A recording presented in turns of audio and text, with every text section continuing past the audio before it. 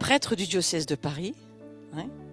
Pour la communauté de l'Emmanuel, le père Étienne Kern est le 7e enfant d'une grande fratrie de 8 frères et sœurs. 2 de ses frères sont moines trappistes de l'abbaye des Sept Fonds, diocèse de Moulins, et l'une de ses sœurs est bénédictine à Urtebise, c'est ça, en Belgique.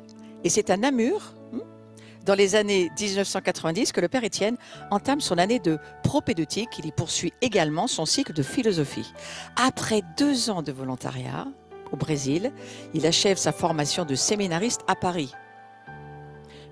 On est gâtés d'avoir des personnes comme toi. Ordonné prêtre en 2005, il retourne au Brésil en 2011, curé de la paroisse de Aix-en-Provence. Depuis 2018, il est appelé à devenir recteur du sanctuaire de Paray-le-Monial. Mes amis, on pourrait juste applaudir Dieu pour le travail qu'il a fait dans sa vie. Parce que c'est Dieu qu'on applaudit. Hein? Ce cursus divin est juste impressionnant. Origine du patronyme Kern. Patronyme, c'est le nom de famille. Nom de famille d'Alsace-Lorraine assez rare. Représente un surnom désignant un homme de valeur, excellent, énergique. Donc vous n'avez pas un mou devant vous, vous avez un homme énergique. Il a l'air comme ça, parce qu'il est bien élevé, mais à l'intérieur de toi, il y a un homme puissant, fort, énergique, que le Seigneur a bâti de cette manière-là, parce qu'il t'a donné ce nom-là pour ça. En breton, c'est intéressant, vertex, c'est le sommet de la tête. Je te le dis, c'est dans Wikipédia. Donc voilà, on va étendre nos mains vers notre frère, on va dire Seigneur, merci pour l'œuvre que tu continues à faire dans la vie du Père Étienne, mais merci aussi pour l'Esprit Saint qui va venir nous bénir avec les paroles que tu as mises sur son cœur pour nous, et on veut accueillir notre frère avec amour au nom de Jésus. Amen. Amen. Merci beaucoup pour ces mots d'accueil. Vous savez, le cairn aussi en montagne, alors ça ne s'écrit pas pareil, mais le cairn, c'est le tas de pierres qui nous guide quand on est un peu perdu. Et ce qui est très beau, c'est qu'il est constitué grâce à ceux qui l'aident. C'est-à-dire que chacun, aidé par le cairn, prend une pierre et le met dessus. Et vous voyez, moi, c'est un petit peu l'expérience que je fais. C'est que peut-être que le Seigneur, il passe par moi pour aider à un moment ou un autre des personnes, parce que le Seigneur, il veut passer les uns par les autres pour nous toucher. Et en même temps, je reçois toujours de ceux que j'ai pu guider à un moment de ma vie. Et moi qui me présente à vous, eh bien, je viens en gardant tout ce que j'ai pu recevoir en Lorraine, d'où je viens, en Belgique, au Brésil, dans les favelas, à Aix-en-Provence, maintenant à Paray-le-Monial, en région parisienne. En fait, c'est avec tout ce que je suis, tout ce que j'ai vécu. Vous voyez, un peu comme une eau qui jaillit de la source. Vous savez qu'elle a quand même voyagé pendant des milliers d'années, cette eau qui jaillit de la source. Et elle est porteuse de toute cette montagne qu'elle a traversée. Et parfois, nous, c'est un peu la même chose. On traverse des montagnes, puis parfois, on traverse des vallées des ténèbres. Et ce que nous sommes aujourd'hui, c'est aussi le résultat de tout cela, de tout ce qui a présidé, tout ce qui a précédé notre vie jusqu'à aujourd'hui. Et Dieu vit que cela était bon. Et auprès du cœur de Jésus, nous recevons la grâce d'une paix nouvelle par rapport à notre vie. Alors j'ai la joie de m'adresser à vous et de m'adresser à vous comme des frères. Et rien que cela, pour moi, en fait, c'est bouleversant. Parce que vous me reconnaissez comme frère et vous m'accueillez comme un frère. Et moi, je vous accueille et vous reçois comme des frères et sœurs. Et c'est d'autant plus bouleversant que j'ai vécu quand même quelques années au Brésil, à Salvador de Bahia. Et ma paroisse, c'était les Alagados. Alagados, ça veut dire marécage. Parce que les gens étaient tellement pauvres qu'ils n'avaient même pas de lieu où construire leur maison. Ils ont construit leur maison sur pilotis. C'est la plus grande favela sur pilotis. Et au cours des décennies, ils ont gagné leur terre par le remblai, par les ordures, par les remblais. Et ils ont peu à peu conquis leur terre. Sur le kilomètre carré de ma paroisse, j'avais 50 églises évangéliques. Donc j'ai vécu en milieu évangélique pendant 6 ans.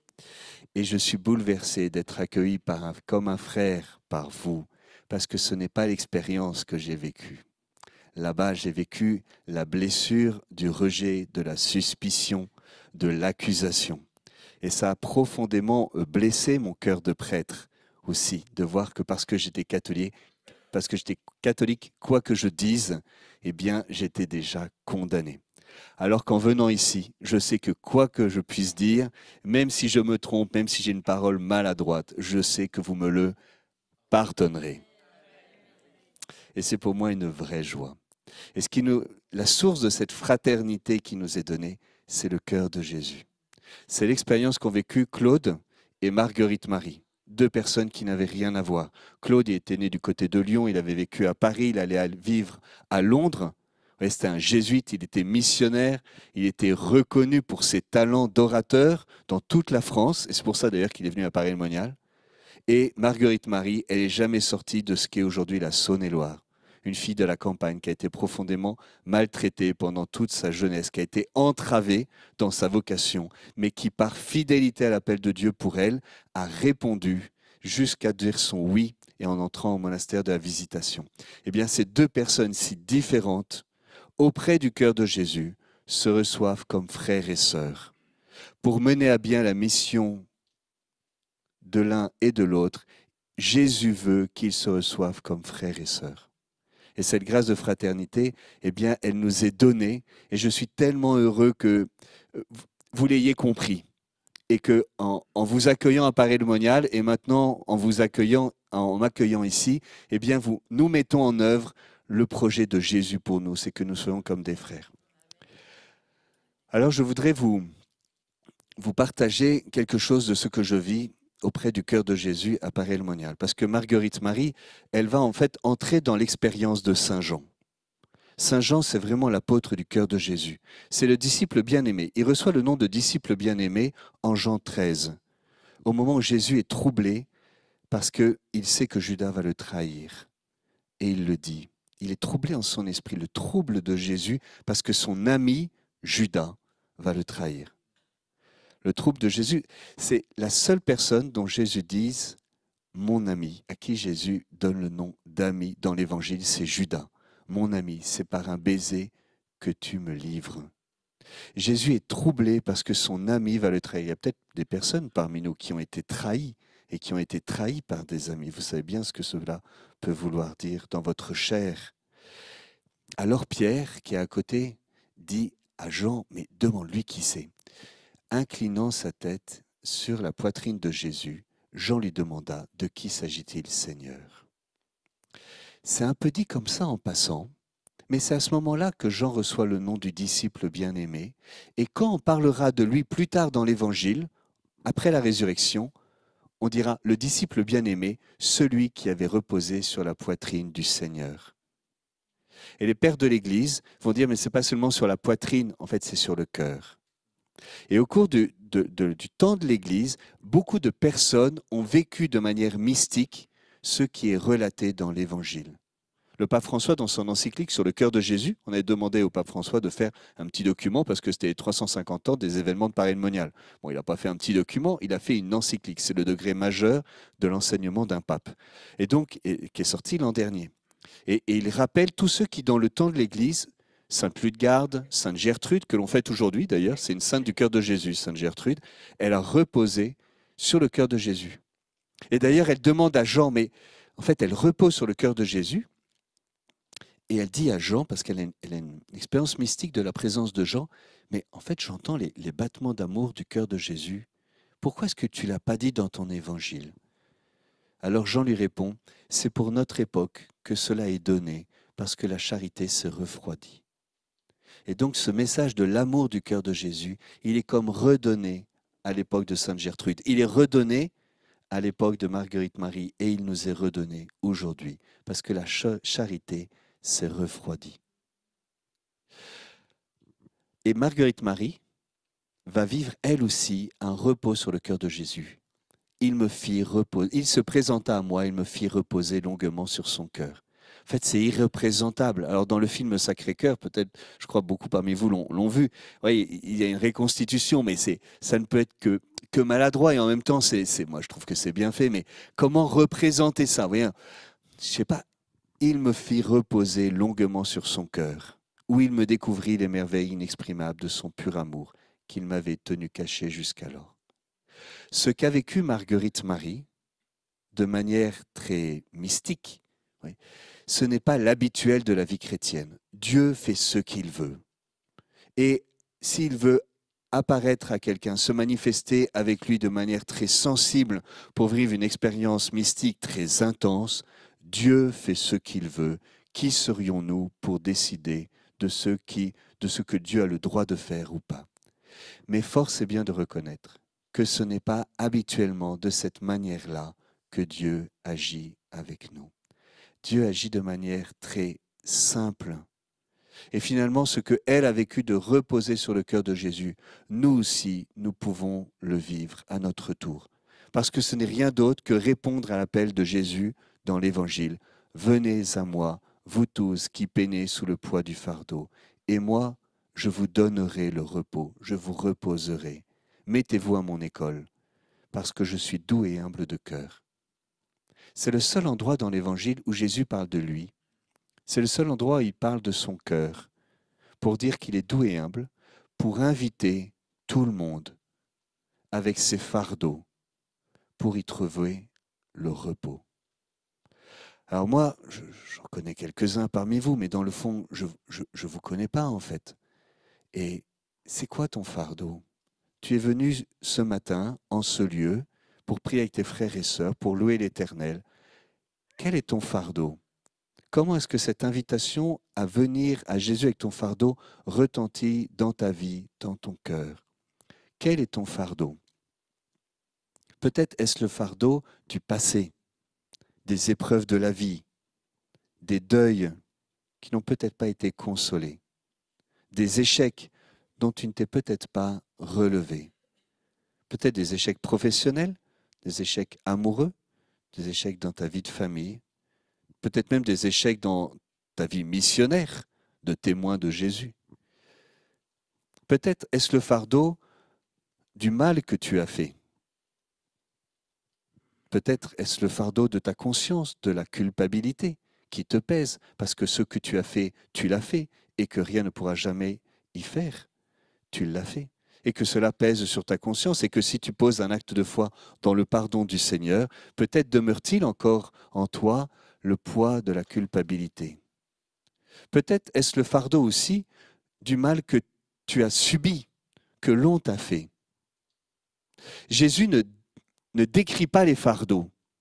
Il dit, venez à moi, vous tous qui peinez sous le poids du fardeau, et moi, je vous soulagerai, je vous reposerai, car je suis doux et humble de cœur. Ça peut être le fardeau de ton échec, des deuils, des épreuves de la vie, du mal que tu as commis, du mal que tu as subi. Et le Seigneur t'invite à trouver dans son cœur le repos et la guérison. Il est dit, Malachie 3,20, c'est le texte qu'on entend dans la liturgie catholique aujourd'hui pendant la messe. Le soleil de justice s'est levé et il porte la guérison dans son rayonnement. Eh bien, en ce dimanche, qui est le jour du Seigneur, où le soleil s'est levé, bon, on n'a pas vraiment vu le soleil, mais il s'est levé. Parfois, on dit, il n'y a pas de soleil. Non, il y a du soleil, c'est juste qu'il y a des nuages. Donc en fait, on devrait dire il y a des nuages, mais on ne devrait pas dire il n'y a pas de soleil. Le soleil, il est toujours là. D'ailleurs, si tu montes en avion, tu vas voir que le soleil, il y est. Mais parfois, on ne le voit pas. Et dans nos vies, c'est un peu ça qui peut se passer. Le soleil se lève, mais il y a tellement de nuages qu'on ne le voit pas. Alors le Seigneur fend les cieux et descend. Lui qui est tout-puissant se fait impuissant. Celui qui est invulnérable se fait vulnérable. Descend. Déchire les cieux, Seigneur, et descend. Et le Seigneur s'est fait blessure pour nous rejoindre dans nos blessures. C'est par ces blessures que nous sommes guéris. En nous invitant à lui, ce n'est pas seulement le repos pour nos fardeaux, c'est aussi la guérison pour nos blessures. C'est par ces blessures que nous sommes guéris. Le Seigneur n'est pas venu nous sauver d'en haut. Il n'est pas venu nous sauver de loin. Il est venu nous sauver par la proximité. Et parce que notre cœur blessé a tendance à se replier, alors le Seigneur est venu accepter que son cœur soit blessé à son tour pour nous montrer qu'il était possible de s'ouvrir. Parce qu'un cœur blessé, c'est aussi un cœur ouvert. En tout cas, qui peut l'être. En tout cas, celui de Jésus est blessé. Et vous savez, on vit dans le temps qui suit la passion. C'est vrai. Mais le ressuscité, demeure le crucifié. Et saint Thomas reçoit cette invitation de Jésus, « Approche-toi et mets ta main dans mon côté ». Nous sommes appelés à nous approcher des blessures de Jésus. Et la blessure du côté, vous savez, Jésus était blessé du côté droit, jusqu'au cœur.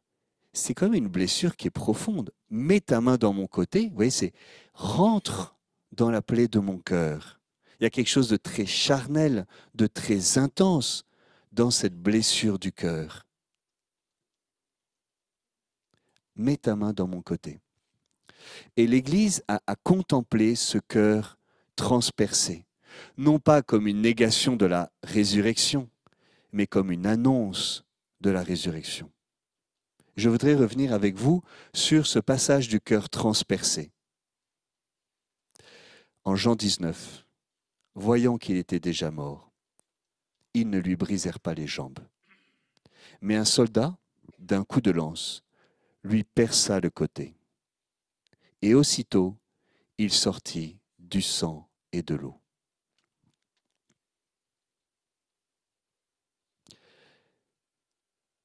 Et aussitôt, il sortit du sang et de l'eau. Et ensuite, l'évangile s'arrête. C'est rare ça, dans le fil littéraire, dans la rédaction de l'évangile, l'action s'arrête et nous faisons ce à quoi nous sommes appelés, c'est-à-dire à contempler. Il sort du sang et de l'eau. Celui qui a vu rend témoignage et son témoignage est véridique. Et il sait, celui-là, que ce qu'il dit est vrai, pour que vous aussi vous croyiez.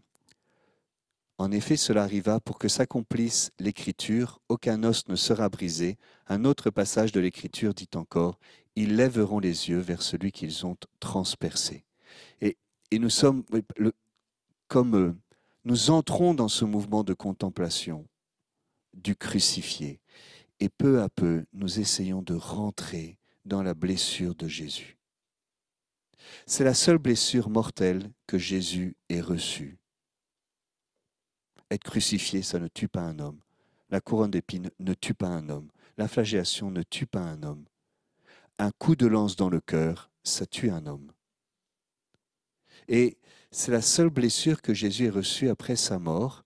Et vous savez que quand un cadavre reçoit une blessure, cette blessure ne cicatrise pas, elle ne se referme pas, elle demeure ouverte. Et c'est pour cela que Jésus invite Thomas à mettre sa main dans son côté. Vous savez que dans l'Église catholique, on célèbre les 2025 ans de la naissance de Jésus, ce que l'on appelle un jubilé, en référence au jubilé qu'il y avait dans l'Ancien Testament, le Jobel, cette corne qui a annoncé tous les 50 ans cette année de grâce et de bienfaits. Le thème du jubilé, c'est « Pèlerin de l'espérance ». L'espérance. Et dans le document qui invitait tous les catholiques à rentrer dans ce jubilé de l'espérance, il est dit la chose suivante, la source de l'espérance, c'est le cœur de Jésus. Alors moi je me suis dit, bon, ça veut dire quoi que la source de l'espérance, c'est le cœur de Jésus? Et puis j'ai regardé l'évangile selon saint Jean et j'ai lu, un soldat d'un coup de lance lui perça le côté et aussitôt il sortit du sang et de l'eau. Et je me suis dit, cet aussitôt, il est intéressant. Il est intéressant parce que ça veut dire que c'est en même temps la blessure, le coup mortel, qui est un geste de haine contre Dieu, et en même temps la victoire qui est annoncée, l'eau qui jaillit. De son sein jailliront des fleuves d'eau vive. Et ça a lieu aussitôt, en même temps. Alors toi, dans ta vie, soit tu regardes le mal que les hommes t'ont fait, soit tu regardes la victoire de Dieu qui se déploie, pas malgré ça, pas après ça, mais au cœur de ce qui s'est passé. Aussitôt. Cela veut dire que la réponse à l'homme qui le hait, c'est un amour encore plus débordant. Et c'est ça la source de notre espérance. Quand nous regardons le monde est-ce que nous regardons les douleurs de l'enfantement ou est-ce que nous regardons l'enfantement qui est en train d'advenir? Nous sommes appelés comme chrétiens à porter un regard d'espérance sur nous-mêmes et sur le monde. La source de cette espérance, c'est le cœur de Jésus. Parce que c'est au moment où il est mort et plus que mort, c'est au moment où apparemment toutes les promesses de Dieu sont réduites à néant, c'est à ce moment-là qu'il est vainqueur. Et puis en regardant un peu mieux, je me suis dit aussitôt, regardons le mot aussitôt. Vous savez que dans Saint Marc, le mot aussitôt, il apparaît plus de 40 fois. C'est un tic de langage. C'est tellement insupportable qu'aucun traducteur ne met tous les aussitôt qu'il y a dans Saint Marc. Il y a un moment, on arrête parce que aussitôt il s'approcha, aussitôt il vit les apôtres qui jetaient leur filet, aussitôt il les appela. Ouais, c'est bon, on a compris, Saint Marc, c'est pas la peine de répéter aussi souvent. Chez Saint Jean, aussitôt n'apparaît que 3 fois. Ce qui n'est pas très significatif chez Marc, l'est chez Saint Jean. Et si on regarde le mot aussitôt, bon, ça peut être intéressant de se dire aussitôt, bon, on voit que, en fait, il y a quelqu'un d'autre qui est sorti aussitôt chez Saint Jean. Parce que sur les 3 usages, il sortit aussitôt du sang et de l'eau, mais il est dit aussi, il sortit aussitôt. Et qui sortit aussitôt chez Saint Jean, c'est Judas. Ce que tu as à faire, fais-le. Et aussitôt, il sortit.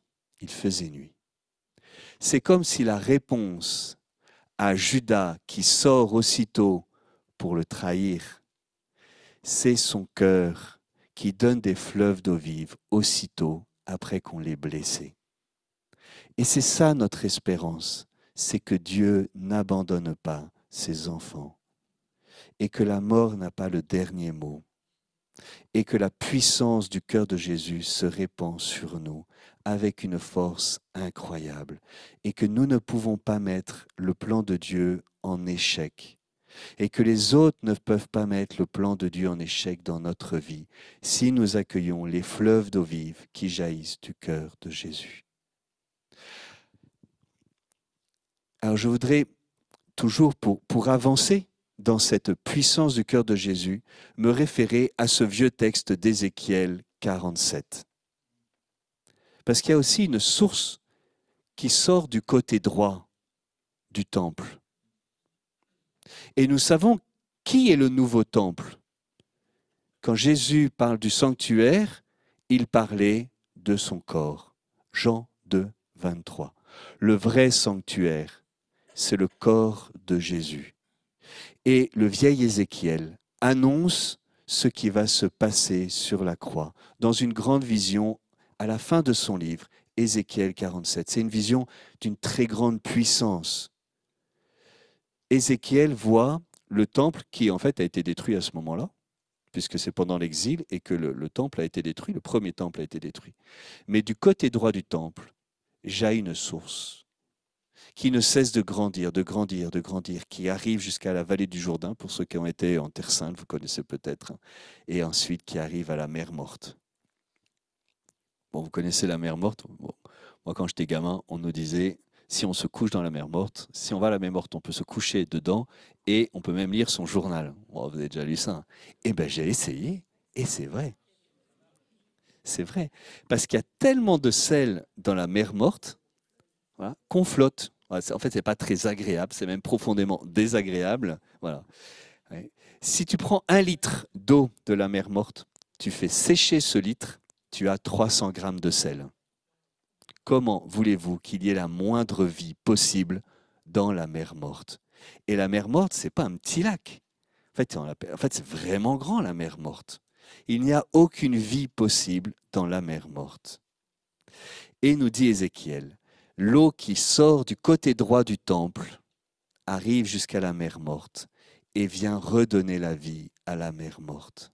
Elle vient vivifier la mer Morte. Et cette eau devient féconde et de nombreux poissons y circulent. Et autour de la mer Morte, qui est une vraie désolation de sel, mais ce n'est plus cela, ce sont des arbres qui portent du fruit 12 fois par an et qui contiennent la guérison dans leurs feuilles.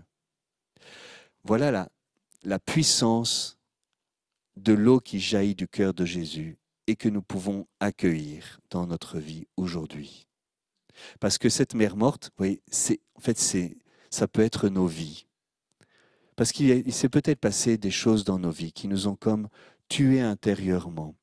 Alors nous faisons bonne figure et nous faisons semblant que, parce qu'il faut bien, mais parfois il y a des choses qui nous ont atteints tellement profondément que nous n'en relevons pas et que nous n'y arrivons pas. Mais il n'y a pas de larmes que Dieu ne puisse sécher. Il n'y a pas d'échec que Dieu ne puisse relever. Il n'y a pas de blessure que Dieu ne puisse guérir. Et c'est la puissance du cœur de Jésus que nous expérimentons. Et à Paray-le-Monial, je vais vous donner quelques témoignages, parce que ça me bouleverse de voir comment est-ce que les gens viennent en ce lieu, mais finalement c'est aussi en tout lieu, on peut adorer le Seigneur en esprit et en vérité, c'est vrai, mais il y a une grâce particulière en ce lieu, et qui éprouve la puissance du cœur de Jésus. Le Seigneur sait ce que cela veut dire que d'être trahi. Il l'a été par Judas. Si tu l'as été, tu peux trouver dans ses blessures la guérison. Le Seigneur sait ce que cela veut dire que d'être abandonné. Il a été par les apôtres. Tu peux approcher ta blessure d'abandon de la blessure de son cœur et y trouver la guérison. Le Seigneur sait ce que cela veut dire que d'être rejeté. Il a été par la foule, qu'il acclamait « Béni soit celui qui vient au nom du Seigneur » avant de vociférer « Crucifie-le, crucifie-le ». Le Seigneur sait ce que cela veut dire que d'être condamné injustement. Il l'a été par Pilate, qui par 3 fois avait reconnu « Il n'y a rien de mal chez cet homme ». Le Seigneur sait ce que cela veut dire que d'être humilié, moqué et craché. Il a été par les soldats qui se sont moqués de lui. Alors nous pouvons approcher les blessures de nos cœurs de la blessure de son cœur. Si nous-mêmes nous avons été trahis, abandonnés, rejetés, humiliés, victimes d'injustice, alors nous trouvons auprès de son cœur blessé une blessure non pas pour entretenir notre blessure, mais pour y trouver la guérison.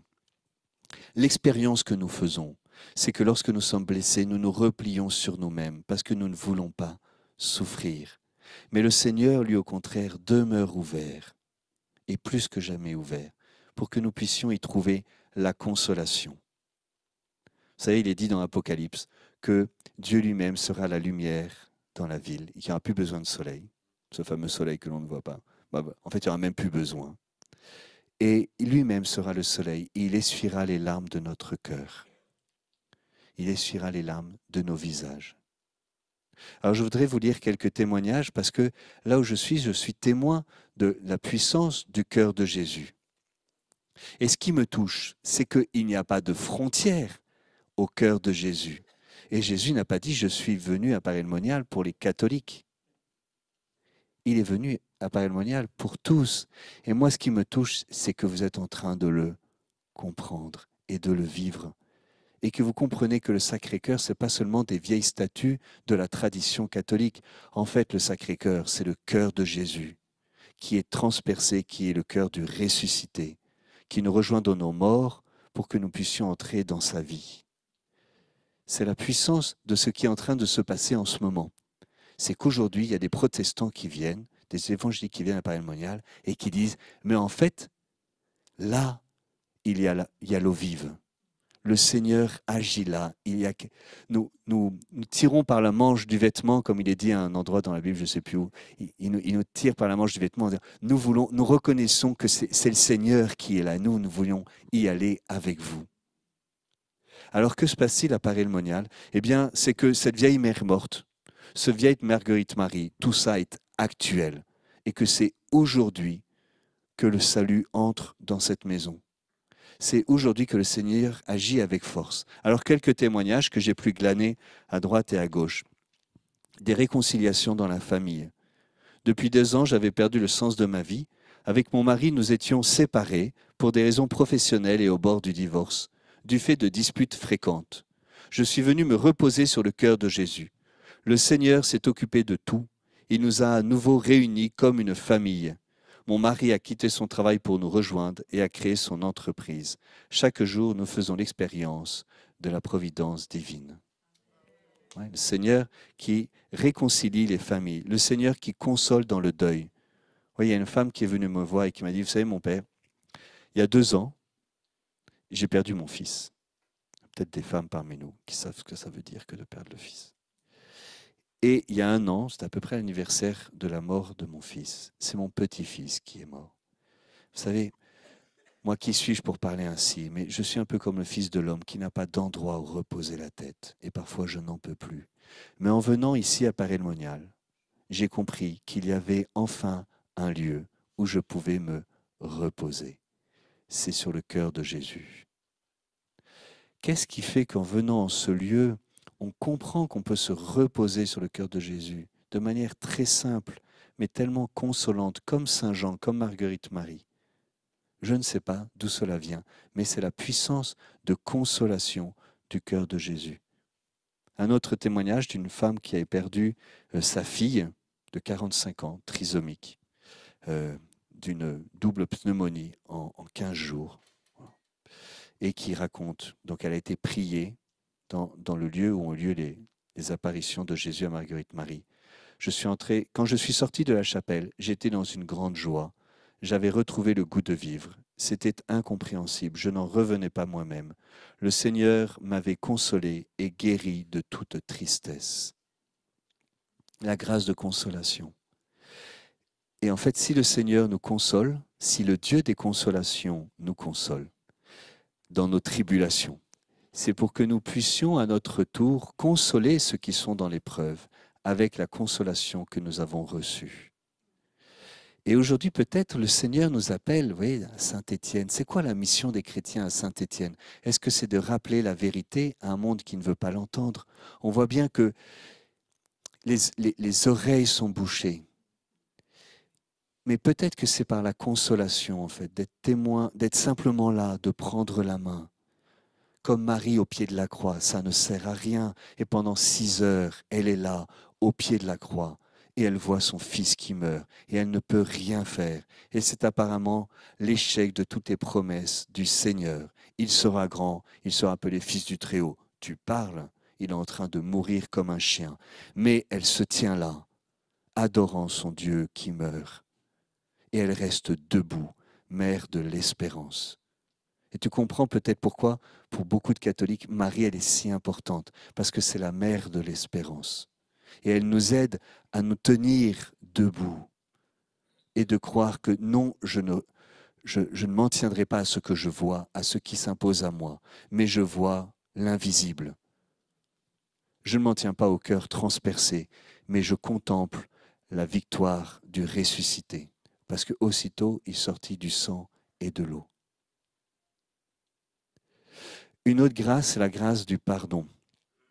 Depuis des années, c'est une vieille dame qui confie ça.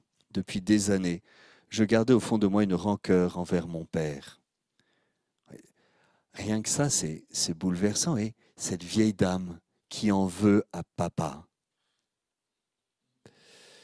Je lui en voulais de nous avoir élevés dans la peur, mes frères et moi, et de n'avoir pas rendu notre mère heureuse. Je souhaitais lui pardonner, mais je n'en étais pas capable.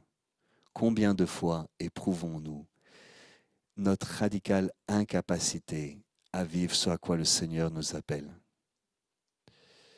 À Paris, j'ai reçu cette grâce. À la faveur du jubilé, les 350 ans, j'ai pu faire une démarche de prière, demandant pour lui qu'il puisse entrer dans la gloire du Seigneur. Ça a été pour moi une libération. Merci Seigneur. Et cette vieille dame, elle s'est rendue compte que ce pardon qu'elle n'arrivait pas à donner, en priant pour son papa, en venant à la chapelle des apparitions, mais à travers cette chapelle, en fait, c'est en entrant dans le cœur de Jésus, en m'approchant du cœur de Jésus et en présentant mon incapacité, alors j'expérimente la puissance de consolation. Et cette réalité, vous voyez, c'est vraiment ce qu'a vécu Sainte Marguerite Marie. Parce que dans tout ce qu'elle a vécu, bon, je ne vais pas vous raconter tout ce qu'elle a vécu, mais il y a un moment, il y a 2 moments. Il y a un moment, il me demanda mon cœur. Je le suppliais de le prendre, ce qu'il fit. Il le plongea dans le sien où il était comme un petit atome dans une fournaise ardente, d'où il retira une flamme en forme de cœur qu'il me remit dans la poitrine, en me disant, voilà une petite étincelle de mon pur amour afin qu'elle te serve de cœur. Je voudrais juste reprendre ce passage qui contient comme en résumé tout ce qui est vécu dans la Bible. Oui, il n'y a rien de nouveau. Il n'y a pas besoin de croire dans les apparitions de parémonial, mais ces apparitions, elles viennent comme résumer de manière puissante ce qui est contenu dans l'ensemble de la Bible. Il me demanda mon cœur, je le suppliais de le prendre. Le Seigneur ne prend pas ton cœur, le Seigneur le demande. Il est chaste. La chasteté, ce n'est pas quelque chose de sexuel, c'est relationnel. La chasteté, c'est ne pas mettre la main sur l'autre, ce n'est pas utiliser l'autre. C'est respecter infiniment la liberté. Il me demanda mon cœur, je le suppliais de le prendre. Parfois, on nous a mis la main dessus. Parfois, on nous a fait faire des choses, ou on a voulu que nous fassions des choses. Et parfois même, au nom de Dieu. Parfois même, au nom de Dieu, on n'a pas respecté la liberté que Dieu nous a donnée. Eh bien, auprès du cœur de Jésus, nous réapprenons à redevenir libres, parce que lui agit avec une infinie chasteté. Si vous n'aimez pas le mot, c'est infini respect de notre personne. Il me demanda mon cœur, je le suppliais de le prendre, ce qu'il fit. Mais toi, quand le Seigneur te demande ton cœur, qu'est-ce que tu lui réponds? Il me demanda mon cœur, je lui demandai pourquoi faire. Il me demanda mon cœur, je lui dis qu'ai-je à y gagner? Il me demanda mon cœur, je lui demandai combien de temps? Il me demanda mon cœur, je lui répondis que je ne savais plus où était mon cœur parce que je l'avais tellement donné que je l'avais perdu. Marguerite Marie, elle ne s'embarrasse pas parce que c'est lui qui le demande. Il me demanda mon cœur, je le suppliais de le prendre. Je ne sais pas où est-ce que ça va me mener. J'ai mes peurs, j'ai mes craintes, j'ai mes blessures. Et Dieu sait que Marguerite Marie, elle a été blessée dans sa vie. Mais puisque c'est toi qui me le demandes, alors le voici. Et c'est le Seigneur qui le fait. C'est Dieu qui fait tout. Mais il ne veut pas le faire sans nous, sans notre accord, sans notre acquiescement, sans notre participation. Alors le Seigneur prend le cœur et il le plonge dans le sien. De même qu'il avait promis dans le vieil Ézéchiel, toujours le même Ézéchiel, j'ôterai de votre poitrine le cœur de pierre et je vous donnerai un cœur nouveau. Je mettrai en vous mon esprit pour que vous marchiez selon mes lois. Cette promesse, elle est accomplie. Et ce n'est pas seulement un cœur de chair, mais c'est son propre cœur que Jésus nous donne. Parce qu'il prend notre cœur de pierre, de même qu'il visite notre mère morte, et il le plonge dans le sien, et il rend notre cœur semblable au sien. Parce que notre cœur devient enflammé, comme le sien qui est une fournaise ardente. L'expérience de Marguerite Marie du cœur de Jésus, ce n'est pas un cœur qui saigne, c'est un cœur qui brûle, c'est une fournaise. C'est la puissance du cœur de Jésus qui est capable de prendre notre cœur de pierre et d'en faire un cœur de chair, de nous plonger dans son Esprit Saint. Et il y a un deuxième passage qui est pour moi le plus bouleversant. C'est que Jésus demande à Sainte Marguerite Marie quelque chose. Bon, je ne vais pas rentrer dans tous les détails. Je lui montrai mon impuissance. Mais c'est tellement beau de montrer notre impuissance au Seigneur. Nous n'avons pas besoin de nous tenir devant lui en lui disant « Regarde Seigneur comme tu as de la chance avec moi. Regarde tous les fruits que je réussis à porter. Regarde mes succès et mes victoires. » Nous pouvons nous tenir devant Dieu comme des enfants. Seigneur, je n'ai pas le cœur fier, ni le regard ambitieux. Je ne poursuis ni grand dessein, ni merveille qui me dépasse. Non, mais je tiens mon âme égale et silencieuse. Mon âme est en moi comme un enfant, comme un petit enfant contre sa mère. Attends le Seigneur Israël, maintenant et à jamais. Cette attitude de la pauvreté du cœur, c'est celle de Marguerite Marie.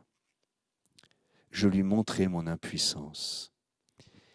Il ouvrit son cœur, raconte-t-elle, en sortit une flamme qu'il me mit dans la poitrine en me disant « Voilà de quoi suppléer à ce qui te manque. » Puis il me dit « N'aie pas peur, je serai avec toi. Écoute mes paroles et fais tout ce que je te dis. Eh bien, pour vous qui connaissez la Bible, vous entendez le vieil Abraham, le bègue Moïse, le jeune David, vous entendez l'enfant Jérémie, vous entendez l'homme aux lèvres impures, Isaïe, vous entendez l'homme pécheur qui demande à Jésus « Éloigne-toi de moi », vous entendez Saint Paul qui tombe de son cheval, vous entendez Marie, « Comment cela se fera-t-il puisque je ne connais pas d'homme ?» Je présentais mon impuissance et c'est l'Esprit qui est donné du cœur de Jésus, qui nous est donné. Parce que l'Esprit Saint, c'est le Père des pauvres. Et devant lui, nous sommes comme des pauvres. Et notre pauvreté n'est pas un obstacle à l'action de Dieu dans notre vie. C'est la condition pour qu'il puisse agir en nous et par nous. Alors vous voyez là, cette petite communauté priante que vous êtes aujourd'hui, qui peut dire, mais Seigneur, vois notre impuissance à convertir cette ville, comme Jonas devant cette grande ville qui faudrait trois jours pour la traverser. Mais le Seigneur vient bénir ce qui est petit, parce que c'est ainsi qu'il confond ce qui est grand. Il a choisi ce qui est fait pour confondre ce qui est puissant. Il a choisi ce qui est petit pour confondre ce qui est grand. Et c'est vrai de nous, c'est aussi vrai de ce qui est petit en nous. En fait, le Seigneur, il va faire porter du fruit, peut-être par nos qualités. Bon, on a tous des qualités, c'est super. Mais en fait, la vraie fécondité de nos vies se joue dans notre vulnérabilité. C'est là où le Seigneur nous attend. Est-ce que tu acceptes d'accueillir ma grâce dans ta sexualité blessée, dans ton histoire blessée, dans tes incapacités, dans tes timidités, dans tes peurs, dans tes hontes et tes culpabilités? C'est là où la puissance de Dieu se déploie, dans la faiblesse. Et l'expérience du cœur de Jésus, c'est celle-là. Nous sommes blessés comme nos contemporains. Nous avons nos difficultés et nous n'y arrivons pas. Nous ne sommes pas épargnés. Mais le Seigneur nous a jetés dans cette ville pour que nous puissions humblement témoigner de la puissance de son cœur. Alors je terminerai avec cette simple phrase que Jésus dit à Marguerite Marie. « Si tu crois, tu verras la puissance de mon cœur. » Si tu crois, tu verras la puissance de mon cœur. Eh bien Seigneur, en ce matin, je veux poser un acte de foi.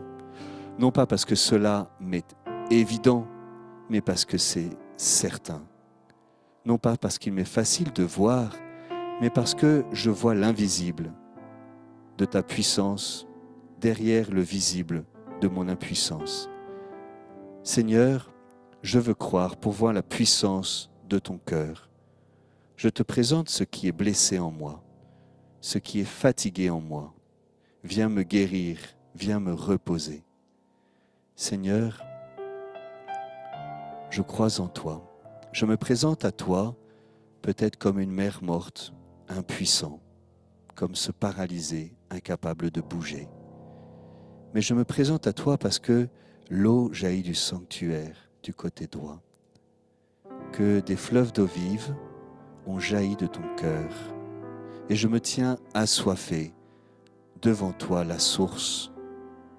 Je me tiens assoiffé parce que toi aussi tu as été assoiffé, et ma soif rencontre ta soif. Seigneur, me voici devant toi, je contemple, toi qui étais le transpercé. Avec mes frères et sœurs, nous te contemplons, nous nous tenons au pied de la croix parce que déjà resplendit la puissance de ta résurrection. Je te présente mes blessures d'humiliation, Seigneur. Peut-être ceux qui parmi nous ont été blessés et humiliés, vous pouvez mettre la main sur votre cœur. Je te présente ma blessure d'humiliation. On s'est moqué de moi parce que je n'étais pas assez intelligent, ou à cause de ma couleur de peau, ou à cause de ma taille, ou à cause de mon sexe, ou à cause de mon poids, ou à cause de mes lunettes, ou à cause de ma classe sociale. Seigneur, je me présente à toi avec la blessure d'humiliation qui est la mienne. Toi qui as été humilié, guéris-moi, agis en moi, console-moi. Seigneur, je me présente à toi avec ces injustices que j'ai vécues et qui me mettent tellement en colère. Cette colère que je n'arrive pas à maîtriser, ou en tout cas parfois qui me déborde et qui blesse ce que j'aime lorsque j'explose. Seigneur, je te dépose cette colère dans la douceur de ton cœur. Je te présente ces injustices. Je te présente aussi ma souffrance de ne pas réussir à obtenir justice, à être reconnu dans ce que j'ai vécu, à être accueilli. Seigneur, toi qui es l'innocent, toi qui as été condamné injustement alors que l'on reconnaissait qu'il n'y avait rien de mal en toi, je m'approche humblement de toi. J'ai soif de la paix, j'ai soif de la douceur, je n'y arrive pas. Seigneur, mais je crois en toi, alors manifeste la puissance de ton cœur et guéris-moi. Ceux qui parmi nous ont été trahis par un ami, Seigneur, tu sais ce que cela veut dire. Tu as été trahi par le seul que tu as appelé ami dans l'Évangile. Seigneur, j'ai cru comme mourir ce jour-là. Tu étais là, mais je ne le voyais pas. Alors je te présente ce qui s'est passé, cet ami qui m'a trahi, peut-être ce conjoint qui m'a tellement déçu. Peut-être aussi ce pasteur ou ce prêtre, cette figure importante en qui je mettais une certaine admiration et qui m'a déçu. Je me suis senti trahi, Seigneur, mais comment est-ce possible ?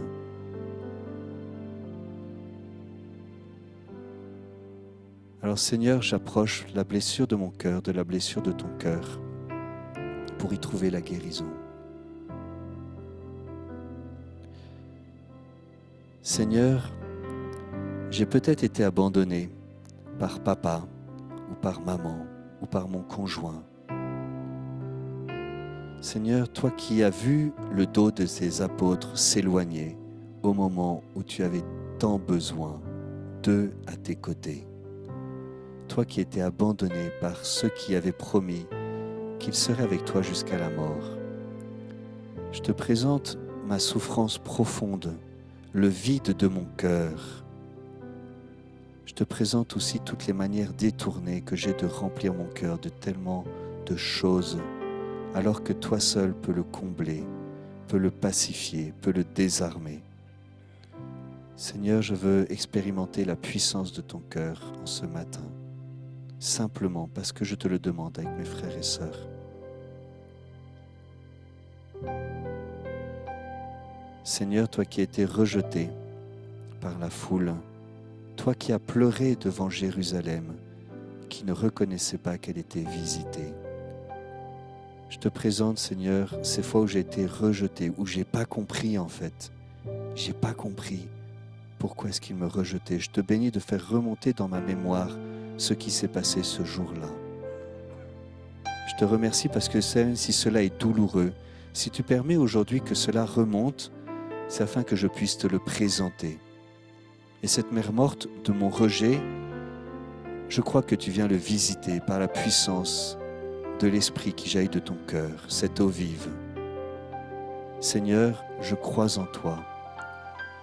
Je te bénis, Seigneur, parce que tu agis avec force et puissance et douceur, avec une telle douceur, Seigneur. Tu me connais, tu as mis la main sur moi. Tu m'enserres et tu m'entoures avec tellement de douceur. Et de cela, je te remercie, Seigneur.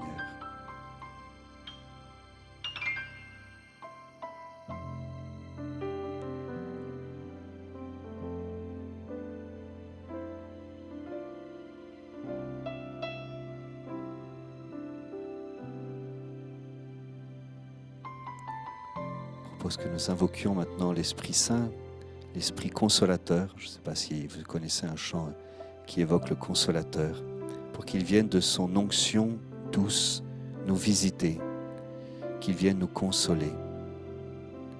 Oui, Seigneur, toi qui es l'onction, viens baigner nos blessures. Toi qui es le feu, viens purifier nos blessures. Toi qui es l'eau vive, viens rassasier notre soif. Esprit Saint, toi le consolateur, toi qui jaillis du cœur de Jésus, viens en nous, viens oindre nos blessures. Nous avons foi en toi. Seigneur, tu es le Père des pauvres, alors c'est nos pauvretés que nous te présentons afin de mieux t'accueillir.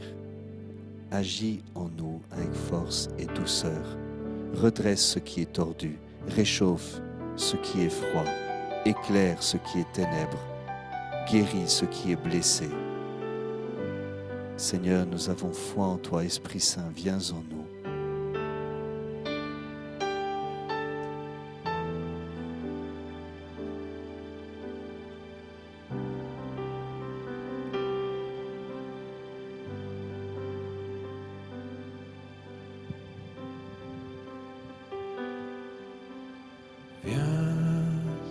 Saint-Esprit, viens, ouvre le ciel,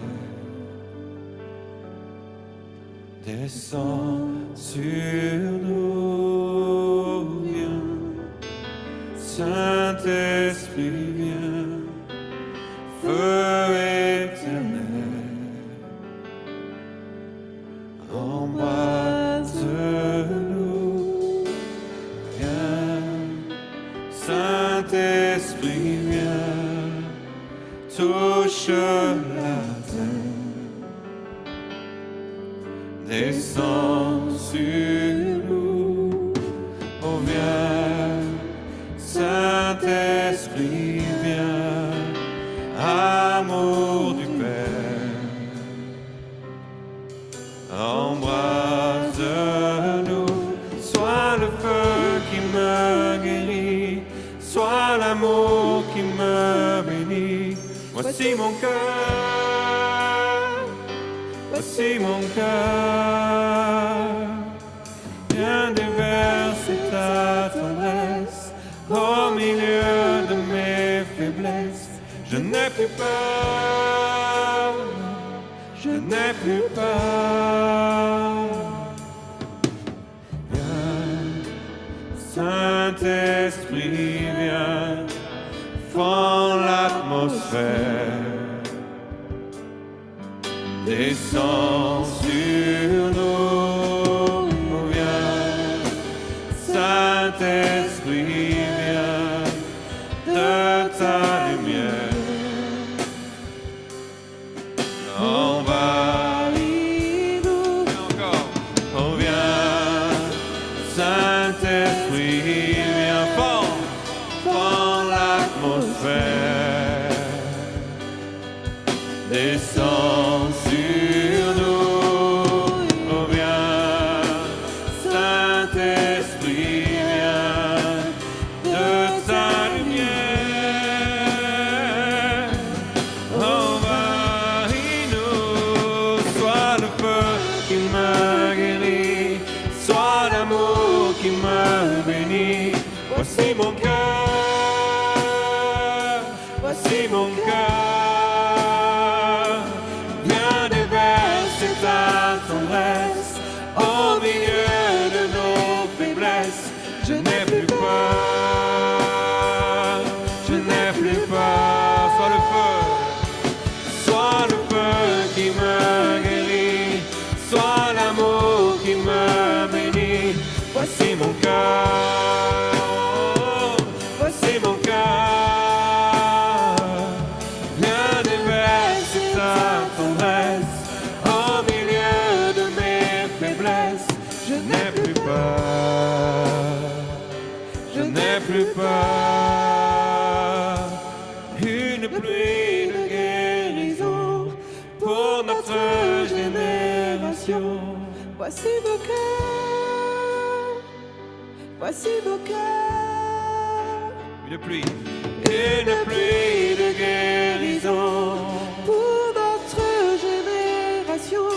Voici nos cœurs, voici nos cœurs. Une pluie encore, une pluie de guérison pour notre génération. Voici nos cœurs, voici nos cœurs. Parle pour ta génération à toi. Une pluie de guérison pour notre génération. Voici nos cœurs, voici nos cœurs. Pour ce temps aujourd'hui vient.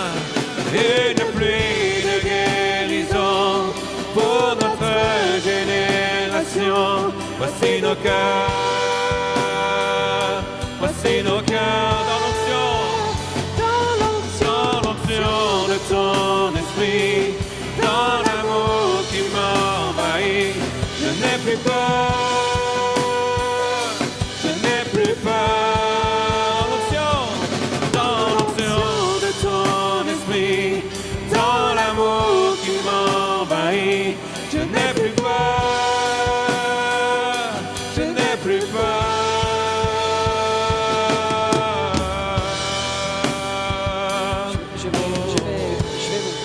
Je vais vous proposer de faire quelque chose parce qu'on a du temps.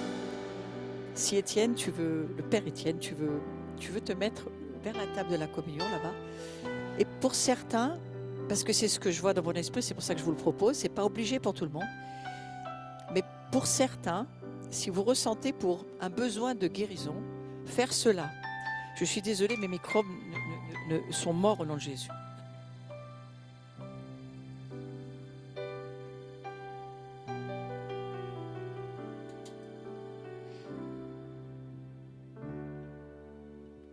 Et vous avez droit à quelques secondes pour guérir.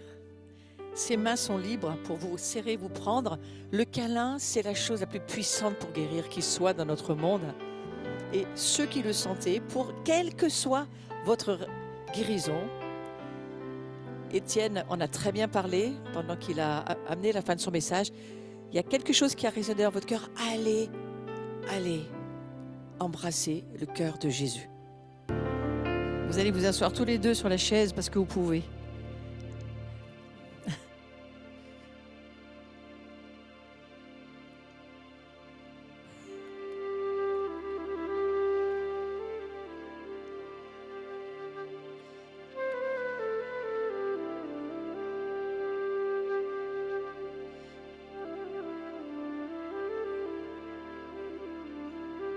Vous pouvez vous asseoir tous les deux, d'accord ? Étienne, tu peux t'asseoir sur sa chaise. Vous tenez à deux, vous n'êtes pas trop gros. Il y en a un qui prend les 3/4 et l'autre 1/4, ça va. Tu veux reprendre ? Viens, mon cœur t'appelle. J'ai entendu qu'Étienne chantait très très bien aussi.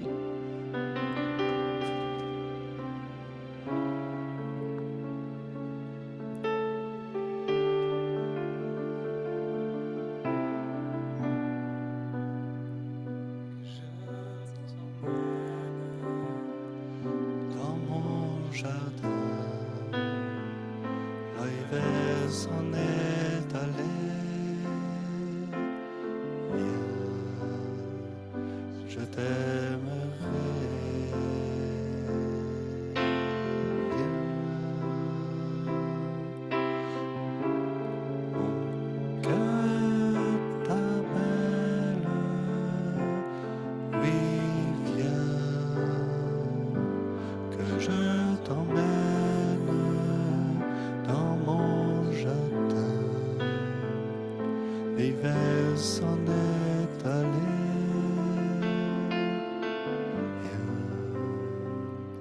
Je t'aimerai.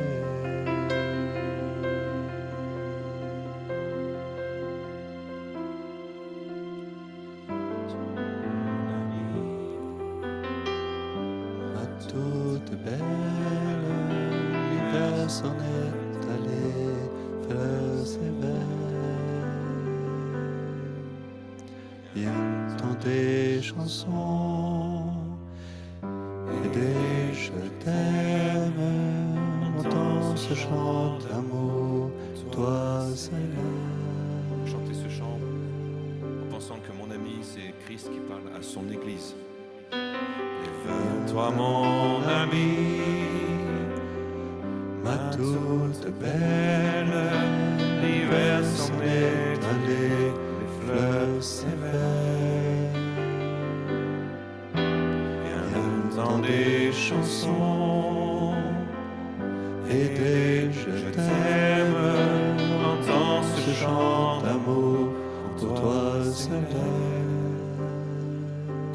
un temps où on se dira de frère à frère. Viens, mon cœur t'appelle, oui viens, que je t'emmène dans mon jardin. L'hiver s'en est allé, viens, je t'aimerai.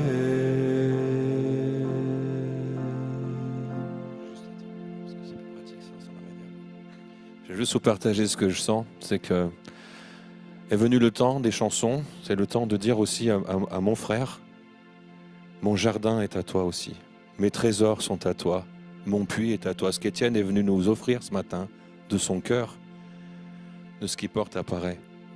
Mais nous, notre réponse aussi, c'est de dire que notre jardin est ouvert, que mon cœur est ouvert à Christ, mais aussi à tous ceux qui sont Christ sur terre.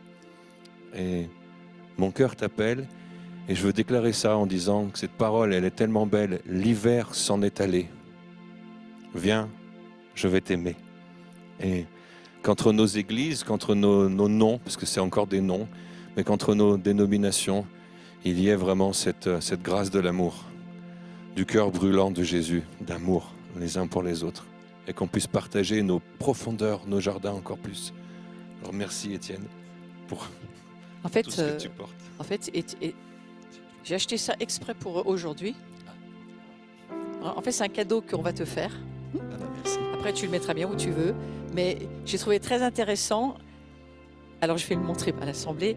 Espoir et salut de la France. De la France, tout à fait. Et exactement ça. On est rentré dans ton jardin, mais tu nous as fait rentrer dans le jardin de Jésus. Hein. C'était juste merveilleux. Il y a Nathan qui veut son câlin. Hein. Tu pars pas sans faire le câlin à Nathan. C'est mon petit-fils, en fait, c'est le batteur. Et mes amis, c'est, je crois, des temps historiques sur la forge de Saint-Étienne. Saint-Étienne, c'est une forge. Sarfat, c'est la forge. Pas seulement la France, mais c'est aussi cette ville.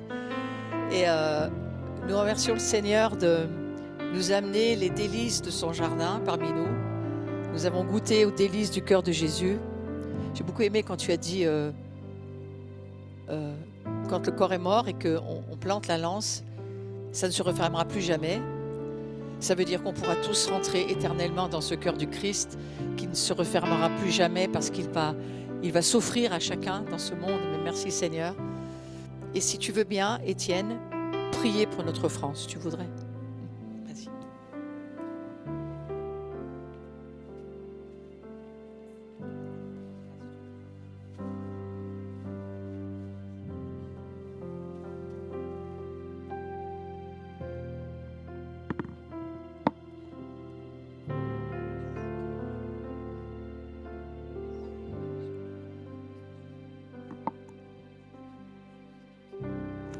Serre Nathan d'abord, parce que Nathan, il n'en peut plus.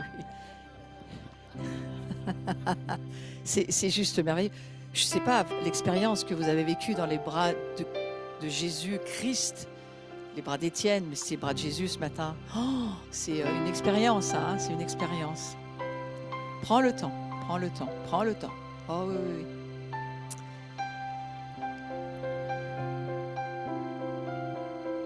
J'ai lu il n'y a pas très longtemps que les câlins guérissent.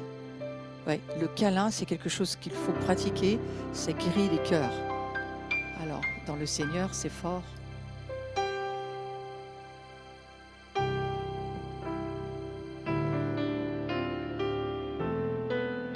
Notre France est en train de guérir. Amen.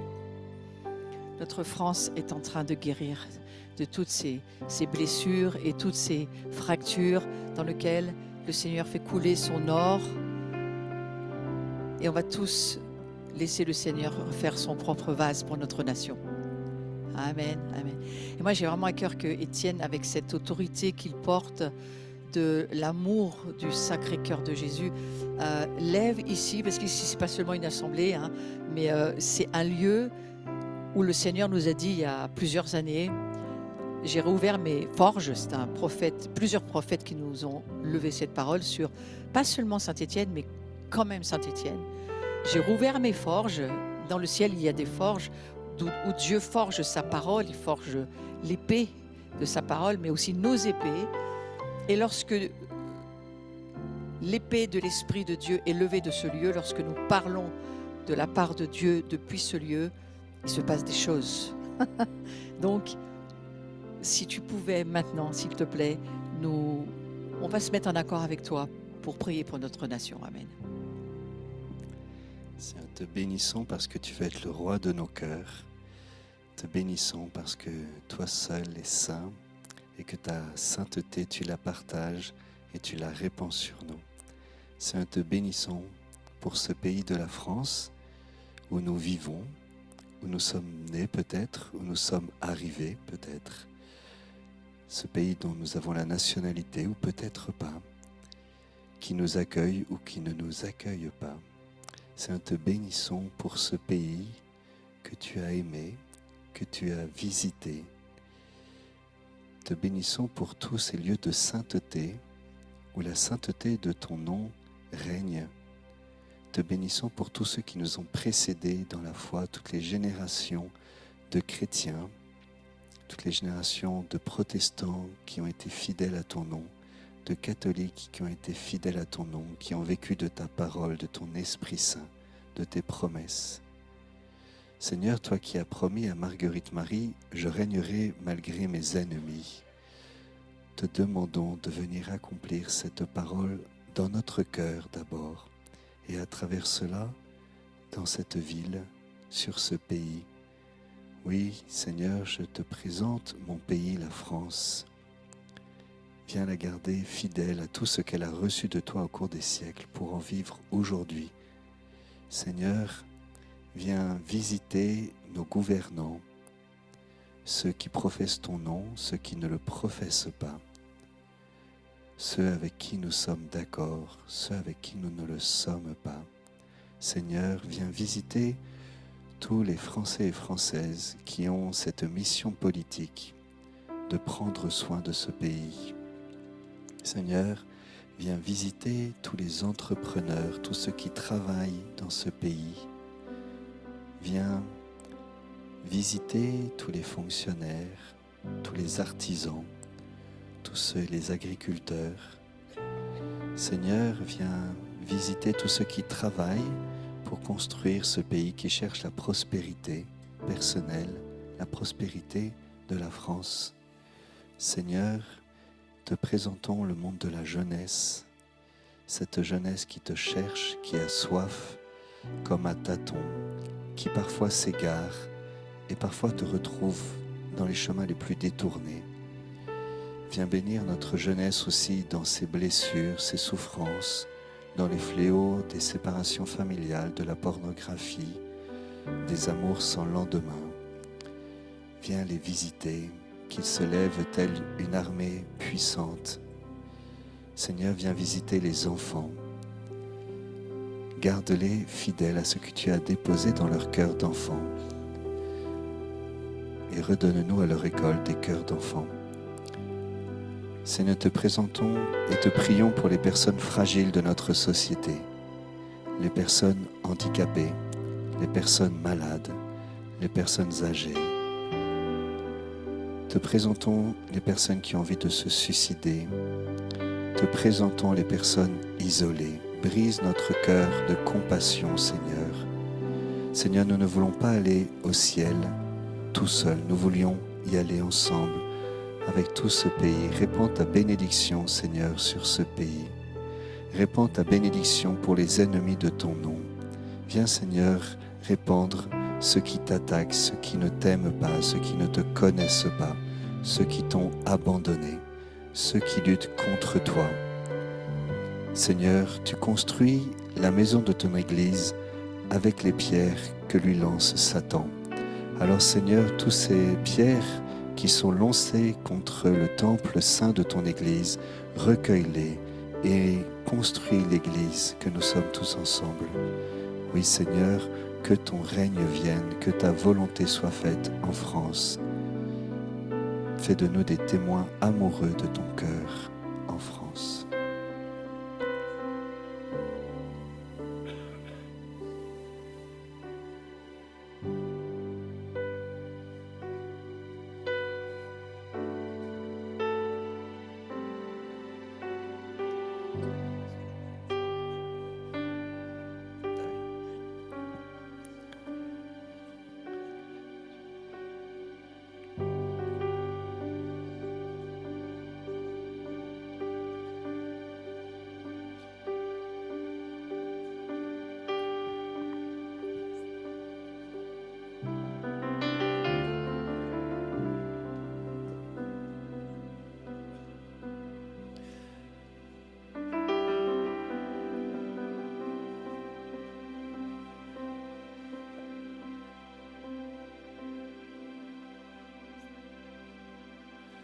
Notre Père qui es aux cieux,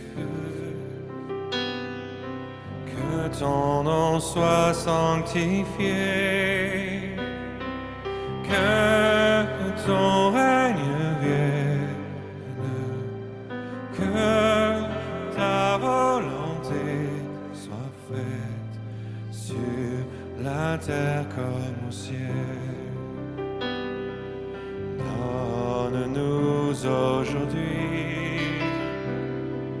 notre pain de ce jour. Pardonne-nous nos offenses, comme nous pardonnons aussi à ceux qui nous ont offensés.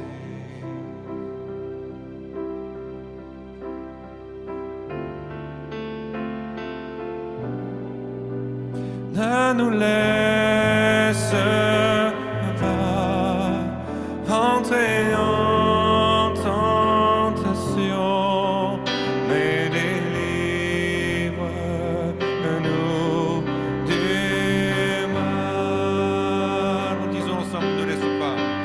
Ne nous laisse pas entrer en tentation, mais délivre-nous du mal.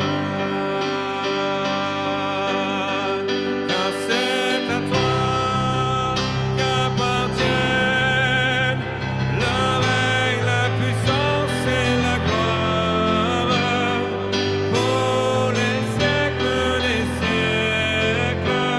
Amen.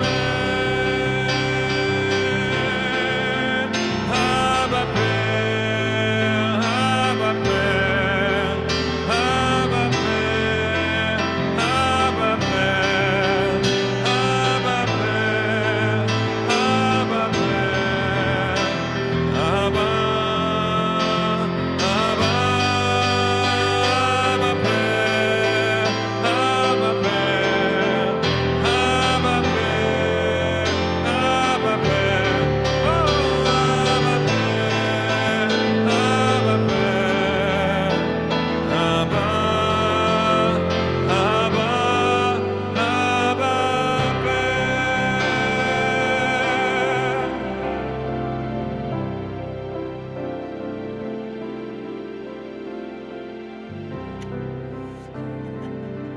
Merci beaucoup. Je vous invite à vous asseoir. On va juste faire l'offrande maintenant. Et on veut juste donner parce qu'on aime donner, parce que ça fait partie, nous, de cette magnifique révélation que le Seigneur nous a donnée. Participons à ses affaires. C'est ça l'idée. Hein. Et merci Seigneur aussi parce que je crois que chaque semence, c'est une semence d'amour que nous donnons d'abord à Jésus. C'est à lui que nous donnons parce que nous l'aimons. Et nous voulons voir cette moisson d'âme qui arrive. Moi, j'ai vu ce nombre de personnes qui viennent à Paray-le-Monial et je me dis, waouh, c'est une mère qui arrive, une grande mère vivante et il y en aura encore plus. Et on veut aussi semer parce qu'une partie de vos semences va partir à Paray-le-Monial et parce qu'on va planter, bien sûr. Nous, on a un très grand portefeuille boursier dans les cieux et Paray-le-Monial en fait partie. Notre-Dame-du-Lot aussi d'ailleurs. On a des terres où nous semons et où nous savons que Ça peut rapporter 30, 60, 100, ça dépend, ta semence. Hein. Mais voilà, on donne avec joie et on est heureux de bénir aussi tout ce qui va se passer dans les jours qui viennent. Donc, merci Seigneur pour ceux qui êtes sur le Zoom, vous avez les QR codes, vous avez les façons habituelles de donner en ligne. Merci beaucoup. Merci pour tous ceux qui libérez la gloire de votre porte-monnaie. C'est la plus belle chose qu'on puisse faire. Après un gros câlin, c'est on donne nos finances. Mais dans mon esprit, je voyais, vous savez, ces soldats qui plient les drapeaux d'une certaine manière. Je ne sais pas faire, mais plie-le. Voilà. Et puis on va le poser sur les genoux de Étienne, le Père Étienne, et on va lui dire ce cadeau c'est pour toi, et continue de faire brûler nos cœurs comme tu l'as fait. C'est tellement merveilleux. Hein, et on veut. Vous n'avez pas remarqué quand le Père Étienne il prie, on voudrait qu'il ne s'arrête pas. Il n'y a que moi? Non, on est plusieurs. Hein. Tout à l'heure, je me disais, ne t'arrête pas, continue de prier. Ça libère un fleuve de vie. Donc voilà, je voudrais nous encourager tous. Voilà, merci beaucoup. Tu peux me prendre juste une photo du soldat connu. Il est connu celui-ci. Donc on va juste faire quelques annonces très rapides. On va commencer par l'atelier, parce qu'on n'en a pas beaucoup parlé, et il faut quand même qu'on en parle avant de se quitter. L'atelier avec Sophie. Sophie, bien. Ah oui, c'est quand même toi qui vas l'expliquer en 3 minutes. Toutes les bannières d'ailleurs que vous voyez, tous nos voyages depuis 20 ans, des bannières de soie, c'est Sophie qui les voyait et qui les faisait. Et là, restez avec moi s'il vous plaît, restez avec moi, c'est important. Asseyez-vous, bougez plus. On en a pour 3 minutes, mais c'est des annonces importantes parce que l'atelier arrive bientôt. Oui, le 6 décembre, pour le 8 décembre, on va faire descendre la lumière sur notre ville, sur Saint-Étienne et Lyon, parce que moi je suis toujours entre les deux. Et comme j'ai toujours été entre les catholiques et les protestants, hein, qu'est-ce qu'il y a? Pardon. Ouais. Atelier bannière, donc le 6 décembre, la semaine de la fête de la lumière, ici dans les locaux de l'abri, de 9h à, j'y vois rien, 18h. Et ensuite, on enchaîne avec la célébration de l'abri à 19h30. Donc ça fait une grande journée pour déboucher vos puits personnels. Sachez qu'une bannière, ça peut être une vision, ça peut être une proclamation, ça peut être une prière, ça peut être quelque chose de votre identité que vous voulez proclamer, que vous voulez lever sur votre famille. Et on va mettre tout ça en concret. Parce qu'on a été fait à l'image de Dieu. C'est création de bannière, c'est pas du maniement. Si vous allez créer votre propre bannière.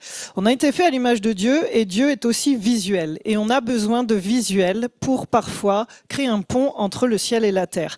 Donc venez fabriquer votre bannière. Non, ce n'est pas compliqué. Non, ce n'est pas réservé aux artistes. Et oui, vous avez plein d'idées. Et oui, vous allez y arriver. J'ai toujours les mêmes questions. Voilà, c'était parfait, Sophie. Donc, inscrivez-vous auprès de Sophie. Sophie, comment est-ce qu'ils s'inscrivent? C'est sur le... Si tu pouvais le mettre en blanc, ça serait pas plus mal pour la prochaine fois. Hein, on pourra lire l'écriture. La police en blanc, ça serait meilleur. Hein, voilà. OK, mais voilà, vous êtes au courant. Hein, ma journée de formation guérison délivrance, c'est le 13 décembre. Voilà, vous êtes au courant, mais je vous fais passer les infos sur le WhatsApp. Et il y a autre chose que j'oublie. Kerkus, qui fait son apparition. On peut nous fermer les lumières, là? C'est ready, là, ou pas? Il y a Steve Jaffa, mais ça, vous avez les infos sur la newsletter, voilà. Mais on peut éteindre la barre de lumière, s'il vous plaît? Et ça, c'est une petite invitation sympathique que nous fait Kerkus pour le dimanche de Noël, 21 décembre. Alors, on va l'écouter. Voilà.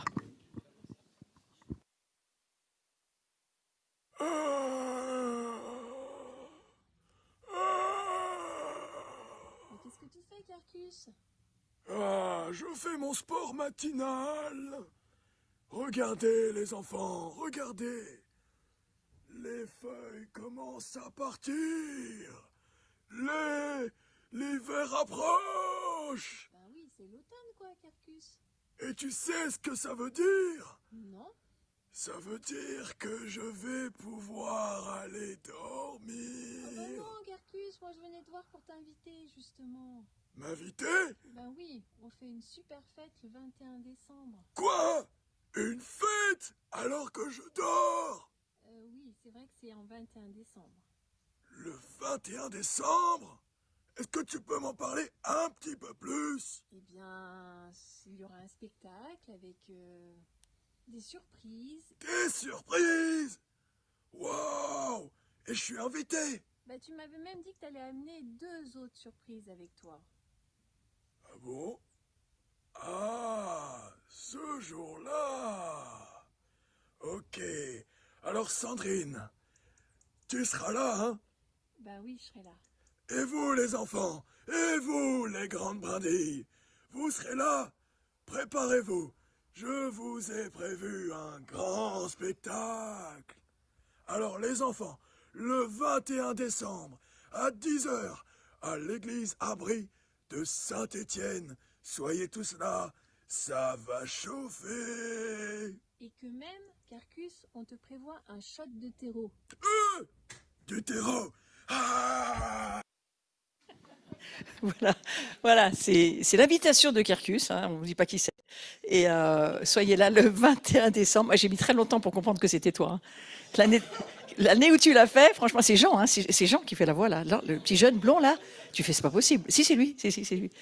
Et en fait, c'est en général un spectacle très sympathique et on va retrouver nos deux. Ah, je dis rien parce qu'ils verront bien, mais j'ai compris qui c'était moi. Très bien. Voilà, on va se quitter là. Vous avez la newsletter. Pardon? Il y a quoi? Ah oui, le jour de l'an, le réveillon, tu veux dire? Oui, on a mis on voudrait juste des inscriptions. C'est gratuit, on veut des inscriptions, on va chacun amener notre plat, on va dire préféré, mais on aimerait qu'il y ait des inscriptions des personnes qui nous rejoignent pour savoir, nous on va offrir certaines choses dans le cadre de l'abri, on ne veut pas passer dans la nouvelle année laisser des personnes seules.